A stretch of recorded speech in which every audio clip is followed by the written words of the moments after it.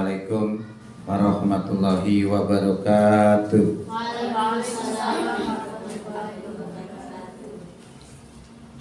Alhamdulillahillazi arsala rasulahu bil huda wa dinil haq liyudhhirahu 'ala ad-dini kulli walau karihal musyrikun.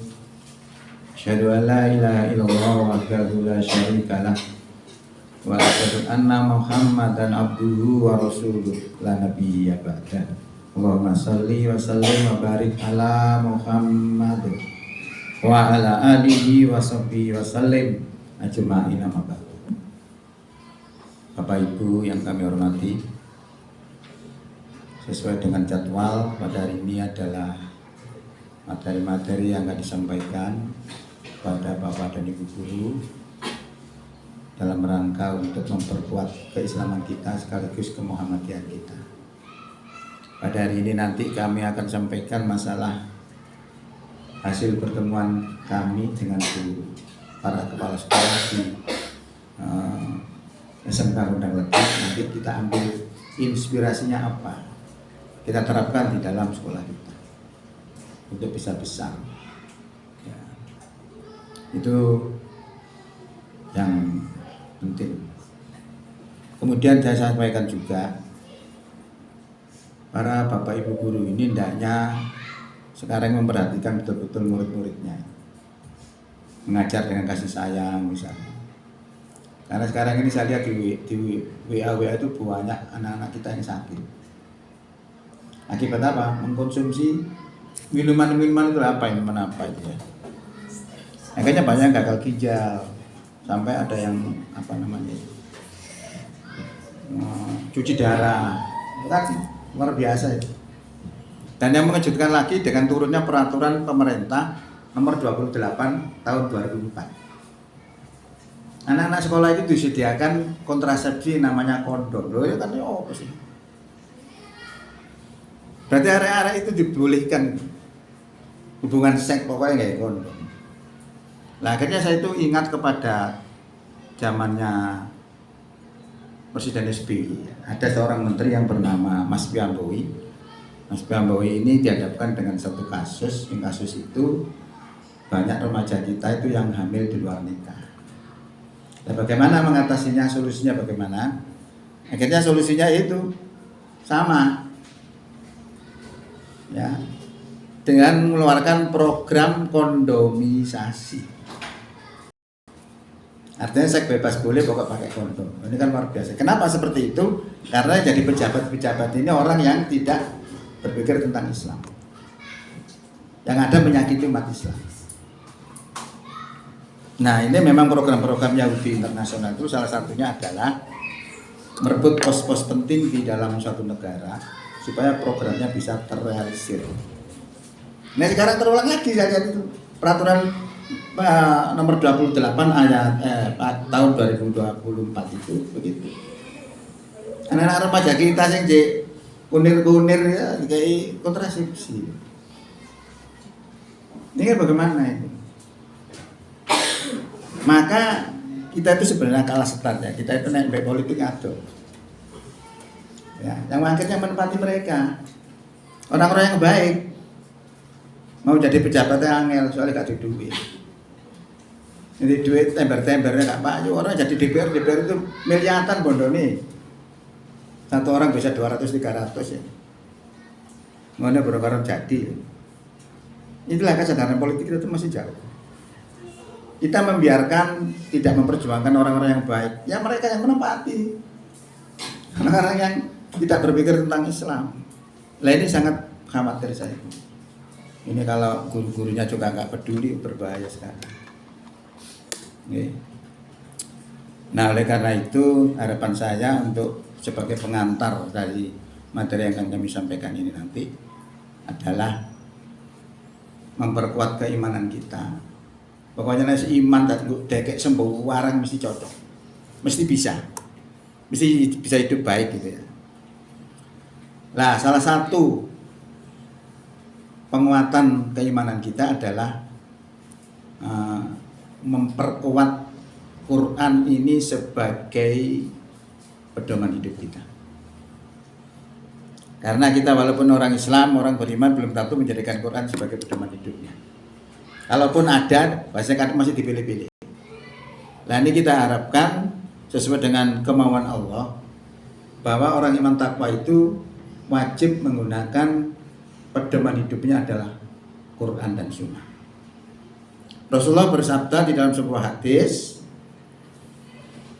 taraktu fikum amroini ma in tamasaktum bihi malan tadillu abada. Aku tinggalkan kepada kamu dua perkara, jika kamu berpegang teguh kepada keduanya, niscaya tidak akan tersesat abadan selamanya. Nek Jawa-Jawa ini abadi gitu. Nek gelem berpegang pada keduanya tidak akan tersesat abadan selamanya. Sehingga para sahabat bertanya, apa itu Rasulullah? Dijawab oleh Rasulullah, yaitu kitab Allah wa sunnah Rasulullah, yaitu kitab Allah dan sunnah Rasul. Rasul berarti melalui hadisnya. Kalau Allah, kitab Allah ya dari Quran. Nah ditunjang lagi dalam Quran begini, zalikal kitabu la raiba fihi. Itu kitab Quran, tidak ada keraguan di dalamnya. Hudalil mutakin, petunjuknya orang yang bertakwa. Ya, jadi Quran itu petunjuknya orang bertakwa. Masih banyak orang yang ragu kepada Quran itu, banyak sekali. Jangankan orang kafir, orang-orang beriman aja masih banyak yang ragu. Kalau ragu begitu, Allah memberikan satu tantangan kepada kita semua. Wa in kuntum fi raibim mimma nazzalna ala abdina fatu bi suratim mim mislihi wad'u syuhadaakum min dunillahi in kuntum shadiqin. Jika kamu ragu-ragu terhadap Quran yang kami turunkan kepada hamba kami Muhammad, maka buatlah satu surat saja yang semisal dengan Quran. Ajaklah kroni-kronimu selain daripada Allah, in kuntum shadiqin, kalau memang kamu orang yang benar. Tantangan Allah ini. Ternyata nggak bisa orang membuat, karena apa? Quran itu mukjizat. Mukjizat itu apa? Jadi suatu kekuatan luar biasa. Salah satunya mukjizat Quran itu adalah memberikan jawaban kepada persoalan yang dihadapi oleh manusia. Misalnya ya, kalau kemarin ada 5 orang datang ke Israel, baca enggak itu? Rianya itu? Enggak. 5 orang Indonesia Muslim datang ke Israel. Israel itu siapa? Israel itu Yahudi yang sekarang sedang menghancurkan Palestina, orang Islam. Kok bisa-bisanya orang Muslim datang ke Yahudi itu? Itu apa enggak menyakiti orang Islam yang lainnya, apalagi orang Palestina, mesti sakit itu artinya.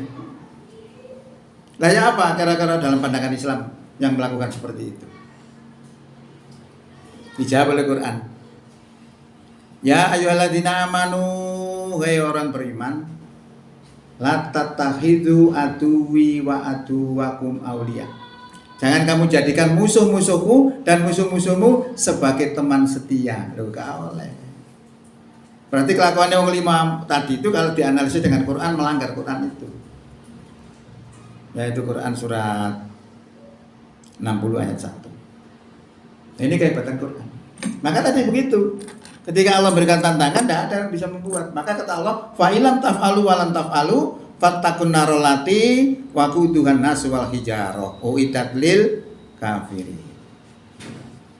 Ya, jika kamu tidak bisa membuatnya, maka sekali-kali kamu tidak akan bisa membuatnya, maka takutlah kamu kepada api neraka yang kepada neraka yang bahan bakarnya terdiri daripada manusia dan batu, uiddat lil kafirin, yang disediakan untuk orang kafir. Ini saya hanya memperkuat kita untuk meyakini Quran sebagai pedoman hidup. Sekarang kita sudah masuk bulan apa? Agustus. Kalau bulan Agustus bangsa Indonesia merayakan hari kemerdekaan. Apa yang dilakukan? Sono lomba, ono macam-macam ya. menikah masing macam-macam lah. Kira-kira konsep Islam ada enggak yang mengajarkan mengisi kemerdekaan itu? Siapa yang tahu? Saya ketemu. Saya tak terlihat. Mau lah Jumatan kan? Gak apa-apa, saya jawab tak kayak saya ketemu apa? Oh, apakah ada ajaran Islam yang mengajarkan mengisi kemerdekaan? Nah, ini penting, nanti kalau panjenengan tahu ada, harus dituruti gitu maksud saya. Sebagai bukti kalau kita itu betul-betul iman. Kan begitu. Saya kira gitu kemarin. Karuan. Hilang bisa nyembuh. Saya itu kadang-kadang gak pernah hilang yuk karo kadang-kadang. Gak kober noto duit dah gak kober. Saya nggak kayak penggawean nih. Itu saja sebenarnya sudah selesai lama itu. Kalau waktu saya ngarep kemarin sampai sekarang nggak selesai. Kira saya ngarep lama itu. 1 minggu yang lalu sudah selesai. Cuma belum saya print. Nah, print saya kontrol lagi ternyata juga ada yang keliru. Itu jenenge wong seperti itu. Ya, saya tunjukkan kepada panjenengan semua bahwa Islam juga mengajarkan mengisi kemerdekaan. Loh, kan luar biasa loh. Ini tidak pernah diekspos itu. Jangan kayak lomba lebokno pulpen nang gone botol kayak porno kalian ya. Macam-macam, makan kerupuk, macam-macam lah. Tapi tidak pernah mengingatkan bagaimana Allah mengajarkan ketika negeri itu merdeka. Sakjane hanya terus menjalankan semua kok apal lah jane cuma karo. Kok bisa apal? Kok bisa sama? Tunjukkan. Idza jaa nasrullahi wal fathu wa ra'aitan nasa yadkhuluna fi dinillahi afwaja. Apabila telah datang pertolongan Allah dan kemerdekaan kota Mekah.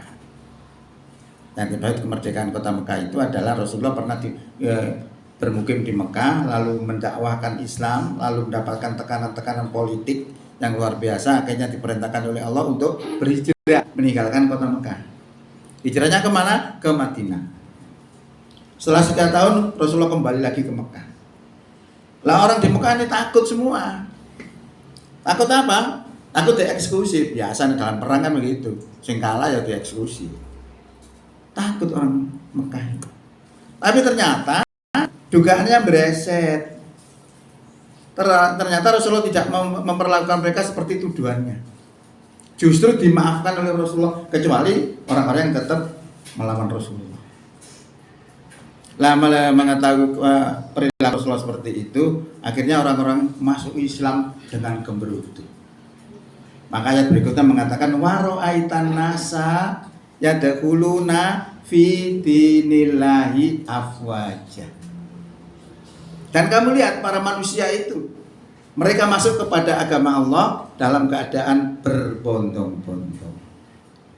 Oke. Coba kita lihat. Kira-kira apa perintahnya Allah? Fasabbih bihamdi rabbika wastaghfir. Bertasbihlah dengan memuji Tuhanmu dan mohon ampunlah kepadanya. Berarti 2 kali yang diperintahkan oleh Allah. Disuruh tasbih dengan istighfar. Tasbih itu adalah memuji Allah. Lambang orang itu ingat kepada Allah. Kalau orang itu ingat kepada Allah namanya zikir. Zikir itu ingat. Zikir itu kalau gini, zikir itu nek diucapkan tidak dipahami betul. Seperti orang yang ngelapi kocok. Kocoknya panjangnya lah bendino alus gila. Nek ana cahaya bisa mantul kepada kita. Nek tidak dilapi, kira-kira 6 bulan bobrok. Gak bisa mantul cahaya. Itu perbedaan orang zikir dengan tidak. Kalau yang buruk tadi orang tidak pernah zikir. Kalau orang zikir selalu kaca itu gilap. Itu hatinya mengkilat. Kalau mengkilat, cahaya Allah itu mantul kepada kita. Makanya biasanya orang ahli zikir itu memiliki kelebihan dibandingkan dengan orang yang tidak pernah zikir. Karena ada pantulan cahaya itu. Itu salah satunya. Nah, Dengan berzikir, dengan memuji Allah, berzikir kepada Allah, lama-lama hati kita itu menjadi hidup. Nah, hati hidup itu hati mati kan gitu. Hati hidup itu apa? Hati hidup itu hati yang teguh, ya, tidak bisa terkontaminasi oleh keadaan negatif apapun, tidak bisa masuk. Artinya orang itu punya prinsip itu. Ya. Jadi hati yang hidup itu diibaratkan seperti ikan, ya, ikan di lautan sampai ini gede ini. Lautan asin apa anyep? Asin ya. Ikan ini berada di lautan, katakan 50 tahun. Diterjang ombak dari atas, bawah, kanan, kiri. Selama ikan ini hidup, maka ikan itu rasanya tetap tawar. Soalnya asinnya tidak bisa masuk ke dalam tubuhnya. Nah, percaya boleh coba. Beli ikan di pasar sana, ikan laut. Panjangan makan anyep. Tapi ikan itu memang mati. Gak ada 50 tahun. Sekarang mati kita masukkan air asin jadi asin. Terkontaminasi. Itu maknanya adalah ketika orang itu hatinya hidup berada di lautan masyarakat. Sing ombake bermacam-macam, gelombangnya bermacam-macam, corake bermacam-macam. Ono abang, biru, kuning, putih, macam-macam. Selama hatinya itu hidup, maka orang ini tidak akan terkontaminasi oleh lautan masyarakat yang asinnya bermacam-macam itu tadi. Ya. Walaupun kumpul dengan penjudi, tidak bisa jadi penjudi. Beda dengan orang yang hatinya mati. Ketika orang hatinya mati, kalau kumpul jadi penjudi akan jadi kumpul dengan penjudi akan jadi penjudi. Kumpul dengan penipu akan jadi penipu. Kumpul dengan pemabuk akan jadi pemabuk. Tidak punya prinsip karena dia beranggapan supaya saya dianggap orang baik, tak ikutannya. Nah itu tidak punya prinsip. Maka digambarkan oleh Allah Subhanahu wa taala dalam Quran, "Falamma nasuma dzukiru bihi fatahna 'alaihim abwaaba kulli syai'." Maka tatkala mereka itu melupakan peringatan-peringatan Allah, maka kami bukakan segala sesuatu itu akan masuk. Itu adalah kunci daripada hasil kalau kita mau berzikir itu luar biasa. Nah, kemudian dengan zikir ini kita bisa terhindar dari perbuatan maksiat. Contoh yang sering saya sampaikan juga, bagaimana seorang pemuda nyambut gawe ngomong wedhus. Wedhuse jeragane ribuan. Umur dindet 10 karo. Lah Umar bin Khattab ini kepingin nguji pemuda itu. Dia ngomong, "Hai pemuda, juallah kambingmu itu 1 ekor saja kepada saya. Ini bukan milik saya Tuan, ini milik majikan saya. Wis ngomong ke majikanmu, nek wedhus sing mbok dol nang aku iku dipangan macan." Ya masuk. Mama dilaporkan begitu nggak tahu itu, atau diam saja juga nggak tahu. Siji ono yo 10 karo, makane siji. Artinya apa? Dia punya kesempatan. Untuk apa? Untuk korupsi. Tapi apa jawab pemuda itu? Fa'inallah. Kalau kambing ini saya jual kepada Anda Tuhan, lalu di mana Allah itu? Loh, dia ingat, dia zikir kepada Allah bahwa Allah itu melihat dirinya, dia ngerti, sadar. Maka dia tidak mau melakukan itu. Jadi mereka dia tidak jadi melakukan perbuatan dosa walaupun dia punya kesempatan. Karena rumusnya itu C sama dengan N plus K. Yaitu kriminalitas itu akan terjadi kalau ada niat buruk dan kesempatan. Tapi dia punya kesempatan, tapi dia tidak punya niat buruk. Ya tidak jadi. Maka membangun iman takwa ini penting. Sebenarnya kalau kita iman takwa ini sudah betul-betul mumpuni, betul-betul teruji, nggak pakai macam-macam, dikontrol kalau iman ini. Karena keadaan kita itu imannya makanya mulai perlu dikai pencer, teko kayak pencer, cerun. Itu sistem. Jadi kalau iman betul-betul hebat, nggak usah ya. Tapi yang angel kan kita menjamin orang iman ini apa kan juga angel. Nah itu adalah manfaat daripada ingat kepada Allah, mengisi kemerdekaan salah satunya itu. Yang kedua adalah masalah istighfar, ya, mohon ampun kepada Allah. Mohon ampun kepada Allah itu adalah lambang orang itu menyesali perbuatan buruknya, lalu memperbaikinya menjadi yang baik.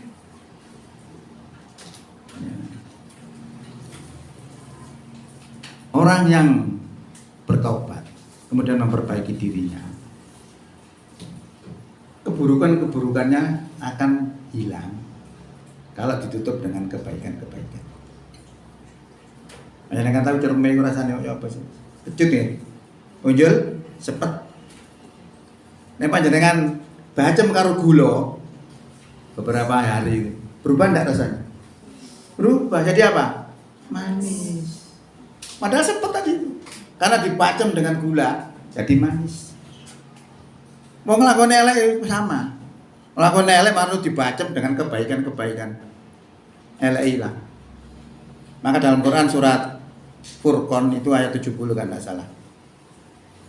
Itu keburukan-keburukan orang itu kalau mau bertobat, maka keburukan-keburukannya akan diganti oleh Allah dengan kebaikan. Nah, ini berarti kita punya harapan. Jadi orang itu kadang-kadang ngelakoni api mau tidak gak diampuni, karena dia tidak mengenal Allah. Ya. Nah, saya berikan contoh positifnya istighfar. Yang tahu namanya Nabi Yunus, pernah dengar ya? Nabi Yunus itu seorang nabi yang nabi berarti utusan Allah, mendakwahkan agama Allah, gak ono sing gelem. Sesuai jengkel, oh orang-orang tahu gak ada sing gelem iman ya. Akhirnya melarikan diri, artinya sumpah, artinya gelap, melarikan diri numpak kapal. Sebut tujuannya gak ngerti. Di tengah jalan, di tengah lautan kapal itu ada ombak besar, oleng. Kapal diperkirakan akan tenggelam kecuali dikurangi muatannya. Lah muatannya manusia penumpangnya ini harus dibuang ini manusia ini sebagian. Lah siapa ini dibuang ini? Akhirnya supaya nggak terjadi yang nggak enak itu diundi siapa yang jangan dibuang ini dadak metu undiane sing metu Nabi Yunus. Berarti Nabi Yunus harus dibuang ke laut. Ngomong gak enak Nabi ya. Diundi mana sing kena Nabi Yunus mana? Metu mana? Akhirnya terpaksa Nabi Yunus dibuang ke laut. Gelap. Jadi artinya gelap, pandangannya gelap. Dua kegelapan. Ngono punjul dimplok iwak pisang. Gunjur weteng iwak gelap. 3 kegelapan. Nah, kita Nabi sing suci dhewe ini. Akhirnya dia istighfar kepada Allah. Istighfarnya tidak seperti kita astagfirullah, tidak. Sesuai dengan kasusnya. Kalau Nabi Adam itu kasusnya beda ya. Dia istighfarnya apa? Rabbana dzalamna anfusana wa illam taghfir lana wa tarhamna lanakunanna minal khosirin. Itu istighfarnya Nabi Adam. Lah nek Nabi Yunus istighfare siji, la ilaha illa anta subhanaka inni kuntu minadz-dzalimin. Tidak ada Tuhan kecuali Engkau, Maha Suci Engkau, sesungguhnya aku termasuk orang zalim. Kira-kira dengan istighfaran itu kepanasan nih Pak. Minggir nang lautan dilepeh. Selamatlah Nabi Yunus. Itu efek daripada istighfar. Makanya mau kaji barang, nek kesasar itu kok sing ngake istighfar. Kalau di Arab Saudi wis gak ono wong gak kesasar, akeh sing kesasar mangkae. Karena pemandangannya sama. Nah, disuruh banyak-banyak istighfar akhirnya bisa ketemu lagi. Itu dampak daripada istighfar. Makanya Allah pesankan mengisi kemerdekaan 2 hal itu, yaitu zikir kepada Allah atau memuji kepada Allah, dan istighfar. Istighfar itu salah satunya adalah walam yusiru ala ma fa'alu wa hum ya'lamun. Tidak meneruskan perbuatan jahatnya tadi sedang dia mengetahui. Kalau dua hal ini disampaikan, dilaksanakan, luar biasa. Akhirnya orang itu cenderung jadi baik. Nah, kalau jadi baik ini dalam bahasa agama kan orang iman takwa. Iman takwa disediakan oleh Allah surga. Wasari'u ila magfiratin mir rabbikum wa jannatin arduha samawati wal ardu uiddat lil muttaqin. Bersegeralah kamu kepada ampunan dari Tuhanmu, dan bersegeralah kamu kepada surga yang luasnya surga itu luasnya seluas langit dan bumi, yang disediakan untuk orang yang takwa. Jadi kalau panjenengan lihat Quran sing mlebu surga wong takwa. Dudu wong Muhammadiyah, dudu wong NU. Sing mlebu surga iku wong takwa. Oleh karena itu kebanggaan itu jangan kelompok. Kebanggaan itu adalah ketakwaan. Kalau kita banggakan kelompok, jatuhnya kepada syirik. Oh, syirik itu angel ya. Jangan dikira kamu nyembah patung itu gampang. Oh, itu syirik. Ada perbuatan-perbuatan lain kita nggak ngerti, tapi itu syirik. Dalam Quran disebutkan begini, wala takunu minal musyrikin. Jangan kamu menjadi orang musyrik. Siapa orang musyrik itu? Minal ladina farraqu dinahum wa kanu syi'a kullu hizbin bima ladaihim farihun. Orang-orang musyrik itulah orang yang memecah belah agama mereka menjadi beberapa golongan, dan tiap golongan merasa bangga dengan apa yang ada pada diri mereka. Loh, ini musyrik. Karena iman itu tadi disediakan surga. Bahkan dampak di masyarakat kalau kita berada, misalnya kalau saat sekolah nih kabeh iman, wah barokah. Ini bunyinya. Walau anna ahlal qura amanu wattaqau lafatahna alaihim barakatim minas samai wal ardh walakin kadzabu fa akhadnahum bima kanu yaksibun. Sekiranya penduduk satu negeri itu beriman dan bertakwa, niscaya kami bukakan kepada mereka itu barokah dari langit dan bumi. Walakin tetapi karena mereka itu mendustakan, lalu kami hukum mereka disebabkan apa yang mereka perbuat. Ini janji Allah. Janji Allah itu pasti ditepati. Innallaha Allah tidak akan mengingkari janjinya. Nah, ini yang perlu kita pegang. Oleh karena itu kita posisikan diri kita itu menempati pos-pos keimanan takwa. Kalau kita menempatkan diri pada posisi iman takwa, itu artinya kita memberi andil kepada dunia ini supaya tidak ada masalah, tentram, barokah. Ketika orang itu dolim, maka itu memancing bencana. Yang lihat di negeri Sodom dulu itu diberi gempa oleh Allah yang luar biasa. Sebabnya apa? Di sana itu praktek LGBT pertama di dunia ya di negeri Sodom itu. Diperingatkan nggak percaya. Akhirnya diberi bencana yang seperti itu. Oke. Ini adalah sebagai kajian sebentar aja untuk memperkuat keimanan kita bahwa kita harus menjadikan Quran sebagai pedoman hidup kita. Jadi kalau pas mulang ya kita terapkan keimanan itu. Jadi tidak sekedar gugur tugas, tapi betul-betul mendidik anak kita, anak-anak didik kita itu sudah menjadi orang-orang yang baik. Kalau itu menjadi anak-anak yang soleh, soleha, maka kita akan mendapatkan apanya? Jariahnya. Kalau kita mendidik anak-anak buruk, ya kita dapat jariahnya buruk. Nah ini kan makanya iman itu begitu hebatnya, bisa sangat manfaat di mana saja berada. Oke. Oke, sekarang kita lanjutkan dengan materi ini.